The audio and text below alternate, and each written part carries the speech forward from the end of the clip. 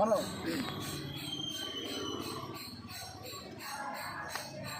1987 కంటే ముందు 47 కంటే ముందు ఏ విధంగా వ్యక్తులు కాశ్మీర్లో కానీ అక్కడ పంజాబ్లో కానీ తమ యొక్క వ్యక్తిగతమైనటువంటి స్వార్థం కోసం దేశం గురించి ఆలోచన చేయకుండా ఏ విధంగా బలైపోయినో మనకు తెలుసు. లక్షల మంది ఊచకోత కోయబడ్డారు. దురదృష్టవశాత్తు మిత్రులారా, ఈరోజు కూడా మన రాజకీయ నాయకులకు దూరదృష్టి లేక అంబేద్కర్ గారి ఒక పవిత్రమైనటువంటి రాజ్యాంగాన్ని, ప్రపంచంలోనే విస్తృతమైన రాజ్యాంగాన్ని రచించి ఈ దేశంలో కులరహిత సమాజాన్ని ఏర్పరచడానికి కలగన్నడో రోజు పొద్దుగాలు లేస్తే ఆయన పేరు తీస్తారు. కానీ ఆయన ఏం రాసిండో ఎవరికి తెలియదు. ఆయన పుస్తకాలు చదవరు. ఆయన జ్ఞానాన్ని మనం పట్టించుకోమని నాయకులు కేవలం పొద్దున లేస్తే ఆయన పేరు తీస్తారు తప్ప వాటికి అది ఏం చెప్పాడు, కులము లేదన్నాడు. కానీ ఈరోజు దురదృష్టవశాత్తు కుల సంఘాలు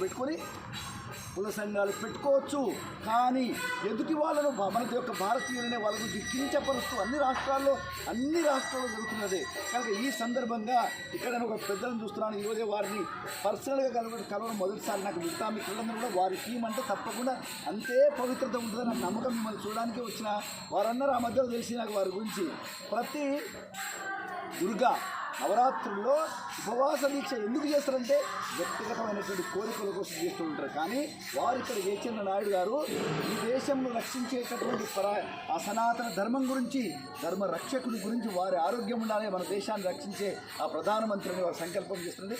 ఇలా ఉంటారా? అసలు నేను హైదరాబాద్లో చాలామంది చెప్పాను, అయ్యా తిరుపతిలో ఇలాంటి పవిత్ర సంకల్పం ఉన్నది దేశభక్తులని మేము అందరూ చూస్తుంటే అక్కడ మహిళలు మాతృమూర్తులు రావడము చాలా సంతోషం. మళ్ళీ మనం అందరము ఇక్కడ ఏ సంకల్పం చేసినా తప్పకుండా జరుగుతుంది. ఎందుకంటే ఒకప్పుడు ఇక్కడ హనుమంతుడు ఒక 10 ఏళ్ల క్రితం ఎవరు దిక్కు లేకుండా కొన్ని విగ్రహం ఉన్నది. ఈరోజు ఎంత సస్యశ్యామలంగా ప్రకృతి మధ్యలో ఆ చెట్లు చూడండి. కనుక మన సంకల్పం పవిత్రం ఉంది. ఈ యొక్క సో మన ప్యూరిటీ ఆఫ్ ఇంటెన్షన్, మన ఇంటెన్షన్ సరిగ్గా ఉంటే తప్పకుండా అవుతుంది. మనం అందరం ఈ దేశాన్ని మళ్ళీ ఒకసారి 10 సంవత్సరాల నుంచి 11 సంవత్సరాల నుంచి ఈ దేశం యొక్క చరిత్ర తిరిగి వ్రాయబడుతుంది. అంతకు ముందుకు మన బతుకులు ఏమిటి? పొద్దున్నే వేస్తే అగో డాలర్ దేగి, ఇగో పెట్రోల్ దేగి, ఈ బతుకులు ఉండే. 70 ఏళ్ల స్వతంత్రం వచ్చిన తర్వాత కూడా ఎవరు బెదిరించే కాలం మనది. కానీ ఒక్కసారి ఈ 10 సంవత్సరాల నుంచి భారతదేశం అనేది జూలు దులిపింది. ఈరోజు మనం మౌనంగా ఉండి కూడా ప్రపంచాన్ని భయపెడుతున్నాం. మౌనం, ఈ దేశం యొక్క ప్రధానమంత్రి మౌనంగా ఉండి కూడా అగో ఆ యొక్క కింకరిస్తూ గర్జిస్తూ పిచ్చి కూతలు వచ్చినటువంటి ట్రంప్ లాంటి వాళ్ళని కూడా ఒరుగుతున్నారు. ఎందుకంటే భారతదేశం యొక్క మౌనంలో మహామంత్రం ఉంది. కనుక మనం ఈరోజు మీ యొక్క పవిత్ర సంకల్పం ఇది. మనం మిమ్మల్ని గెలవడం చాలా సంతోషము. మనం ఒకటే కులం, ఏం కులం అంటే భారతీయులు మనం అందరం కూడా. ఈరోజు అఖండ భారత్ స్వామివారు ఎంత చక్కగా మాట్లాడారు. ఈరోజు ఇలాంటి మాటలు నా మిత్రులారా వినండి. ఇలాంటి మాటలు ఏ రాజకీయ నాయకుడని, ఏ ముఖ్యమంత్రి కానీ ప్రజల్లో మాట్లాడగలరా? సనాతన ధర్మం రక్షించబడాలి భారతదేశంలో. మరి హిందూ మతం ఉండే ఎవరు చెప్తారు? చెప్పలేదు అందుకని. కానీ అందరికీ తెలుసు ఈ దేశంలో సనాతన ధర్మం ఉంటేనే ప్రపంచ శాంతి ఉంటుంది. ఎక్కడ కూడా మనతో పాటు స్వతంత్రం వచ్చే దేశాలు చాలా ఉన్నాయి. మనతో పాటు చైనా కూడా దాదాపు అప్పుడే వచ్చింది, పాకిస్తాన్కి అప్పుడే వచ్చేది, బంగ్లాదేశ్కి వచ్చే రక్తపాతం జరిగి ఎన్నిసార్లు రక్తపాతం జరుగుతుంది చూస్తున్నాం. ఇక్కడ మన ఋషుల పుణ్యాన మన యొక్క పవిత్రమైనటువంటి ఋషిపుంగవులు హిమాలయ పర్వతాల్లో ఈరోజు కూడా అదృశ్య రూపంలో వారు జరుపుతున్నటువంటి ఆ యొక్క సంకల్పమే మన దేశానికి ఆశీర్వాదము. మనం కోరుకుందాం, ఆశిద్దాం, తప్పకుండా జరుగుతుంది. కానీ ఈరోజు భయపడుతున్నారు. ఏమిటి? కొద్ది రోజులైన తర్వాత ఈ సనాతన జెండా, ఈ త్రివర్ణ పతాకం కానీ ఆ యొక్క కాషాయ జెండా కానీ ఉంటారా ఈ దేశంలో?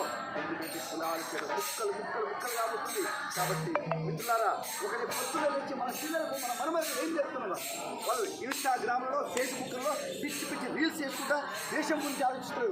సైన్యము -50 డిగ్రీ సెంటిగ్రేడ్లో అక్కడ హిమాలయ పర్వతాల్లో పొద్దున లేచి వరకు నేను ఉంటానా, నా పక్కన శవం చేస్తారా తెలియదు. ముక్కు పచ్చడాలు మన చెల్లెళ్ళు పెళ్ళై వారానికి కూడా ఆరలేదు, 15 రోజులు కాలేదు. ఈరోజు భర్తకు అగో అక్కడ రైల్వే స్టేషన్ అక్కడ పంపిస్తున్నారు. అయ్యో నా భర్త వస్తుందా, శవం వస్తుందా? కానీ ఈ 145 కోట్ల ప్రజల కోసం తాను జీవితాంతం తయారుగా ఉన్నటువంటి మన చెల్లెళ్ళ కోసం ఒకసారి చెప్పండి వాళ్ళకి. పిల్లలు స్కూల్కి వెళ్ళారు కొద్దిగా డాడీ వస్తాను సాయంత్రం గుడ్ బై వస్తాను నాకు పిజ్జా చేసి పెట్టు నాకు బర్గర్ చేసి పెట్టు అంటాం. కానీ ఎంతమంది పిల్లలు తమ తండ్రులు సైన్యానికి వెళ్తుంటే యుద్ధానికి సరిహద్దు వెళ్తుంటే పాకిస్తాన్ కోసమో కాశ్మీర్ కోసం వెళ్తుంటే ఇట్లున్న నీరు నింపుకొని మన అన్నం వస్తుందా అతని శవ వస్తుందా అని తయారుగా ఉంటారు. అంటే జీవితాంతం తండ్రి లేని ఆర్ఫన్స్లో ఉండడానికి తయారైంది. మనమందరం సుఖంగా రాత్రిపూట నిద్రించడం కోసం సుఖంగా ఈ 145 కోట్ల ప్రజలు వాళ్ళకు నిద్ర లేని రాత్రులు గడుపుతున్నారు. వాళ్ళ కోసం ఈ దేశంలో ఎవరైనా కన్నీరు ఇస్తున్నారు. పొద్దున్న లేచి వాళ్ళకి ప్రాతస్మరణీయులు. అమెరికాలో నేను చాలాసార్లు చూశాను.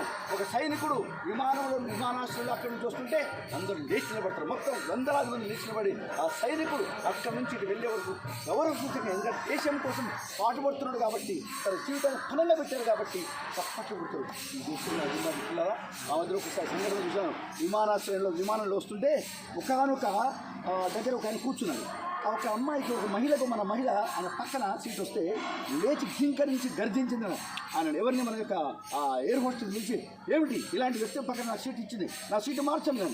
ఆమె వెళ్ళి ఓకే ప్రయత్నం చేస్తామని అదంతా చూసి సార్ మీరు లేవండి, ఇటువంటి సంస్కారం లేనటువంటి ఆమె దగ్గర కూర్చోవాల్సిన అవసరం లేదు అని అని చేస్తే ఆయన 2 కాళ్ళు లేవు, పాపం 2 కాళ్ళు లేవు, అక్రసిస్ మీద నడుస్తానంట.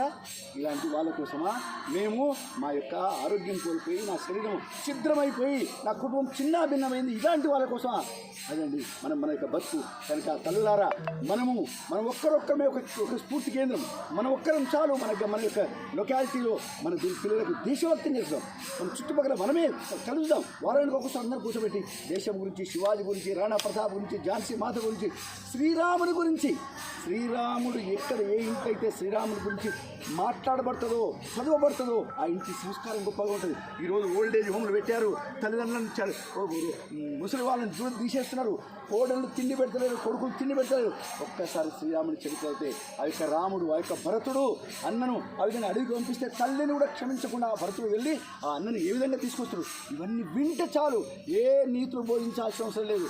శ్రీరాముని యొక్క చరిత్ర మనం వింటే, హనుమంతుడి యొక్క వీరత్వం మనం వింటే చాలు, హృదయాలు పునీతమైపోతాయి. మన చుట్టుపక్కల కూడా మంచి పాజిటివ్ వైబ్రేషన్స్ ఏర్పడుతుంది. ఈ దేశానికి అదే రక్షణ. కాబట్టి మనం ఒక్కరొక్కరమే శ్రీరాముని యొక్క అనుయాయులం, ఆంజనేయుని యొక్క శిష్యులు. మనం వానర సేనలో మనం కూడా ఒక భాగంగా ఉండి అనుక్షణం ఈ గుండెలో రామ మంత్రము జై భారత్ మాతాకి జై భారత్ మాత ఈ యొక్క మంత్రం తప్ప మనకు వేరే ఉండదు. వ్యక్తిగతమైనటువంటి చాలు.